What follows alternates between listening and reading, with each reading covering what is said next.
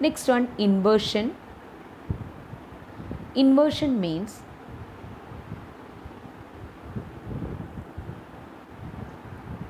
improper arrangement of words.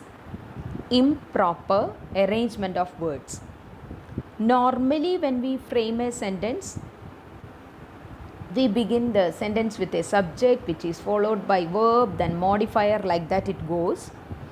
But when a poet writes, poet uses sentences, he makes certain arrangement in order to give beauty, in order to give rhythm and all. So it is called inversion. Now, if I say, down flows the gutter, down flows the gutter. Actually, subject is gutter, verb is flows, and down is adverb. And the poet, when he brings the adverb at the beginning. Normal sentence it should be the gutter flows down, but the poet, when he says down flows the gutter. It is called the inversion. You can go through the examples given later on in order to get a better view. While going through, you can give pause and all, then the clip will be visible and you can read yourself. Next is climax. Climax is arrangement of words, arrangement of related words in an ascending order. What is meant by ascending order? All of you know ascending means increasing order, 1, 2, 3, 4, like that. So if related words are arranged in ascending or increasing order, it is called climax. And if it is arranged in decreasing order, descending order, it is called the anticlimax. Let us go through the example. She dreamt of having a maid, a car, and a house. She dreamt, dreaming, you know, correct? Of having a maid. Maid doesn't cost much. Then car and a house. So that maid, car, and house, it is related and it goes in increasing order. Climax is just like a ladder. When we go up, anticlimax is also just like a ladder when we come down. Anticlimax or bathos, the other name. The soldiers fights for glory and a shilling a day. Glory is something which is very great and a shilling is a small coin. So climax 1, 2, 3, 4, 5. Anticlimax 10, 9, 8, 7, like that. Next one, hyperbole. It's not hyperbole, it is hyperbole. Hyperbole means exaggerated way of saying, overstatement. Okay, listen to my example. Now, imagine that any teacher or myself starts the lecture every day by telling you or narrating you a story. Wow, great. You will be very excited, correct? Okay, first day I told a story. Second day I am repeating the same story. Third day again I came, I said good morning, how are you and all, and again started with the same story. What will be your expression or interpretation? Someone will say, what a boring teacher it is. Or what all things you may say, you know better than me, correct? And someone may say that I have heard this story 1,000 times. She herself has told it 1,000 times, correct? But I said only for 3 or 4 times, but you interpreted it as 1,000 times. It is called a exaggerated way of saying. Now the best example I could give for hyperbole is, if I say, no, I am not saying, it's from Shakespeare's drama. One of the characters said that, I have to recollect that example, that If the river were dry, I could fill it with my tears. I repeat, if the river were dry, I could fill it with my tears. Okay, now I'll explain.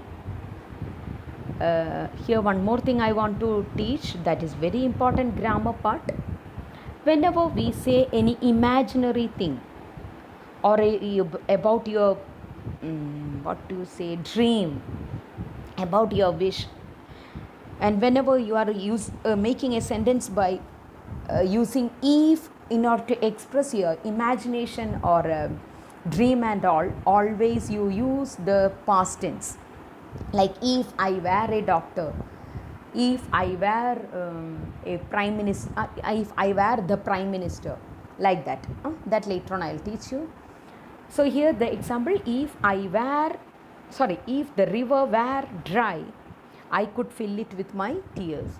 So that shows, actually, it is impossible to fill a river with your tears. But why the character has said like that? In order to show how sad she was, how deeply sad she was. So such exaggerated saying is called a what? Hyperbole.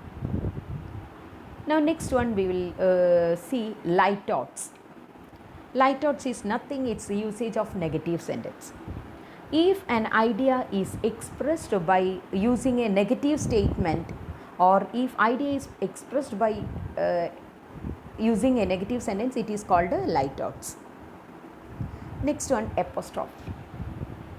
Apostrophe means if in a line any person or anything is addressing someone or something is called apostrophe. Addressing means calling out someone, calling and asking for something, and calling and saying something, like that.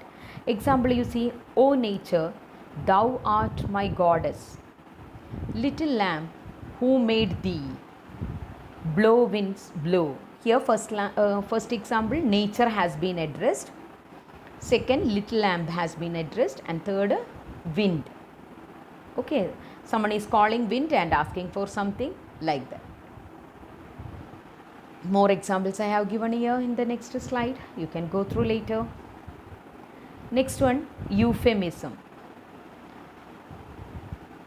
Euphemism means, here definition I have given, the use of word or phrase that is less direct and all. In a better way I will make you understand what is euphemism. Euphemism means saying something harsh,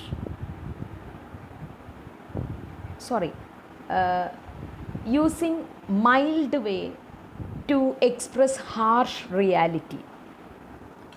Using mild words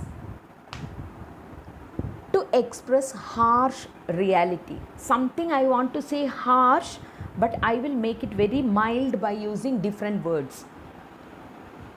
Here you see, she missed her class because her grandmother passed away. Instead of saying died, we are using the word passed away. Clear? We say now physically handicapped, mentally retarded. These are the different words, like physically challenged.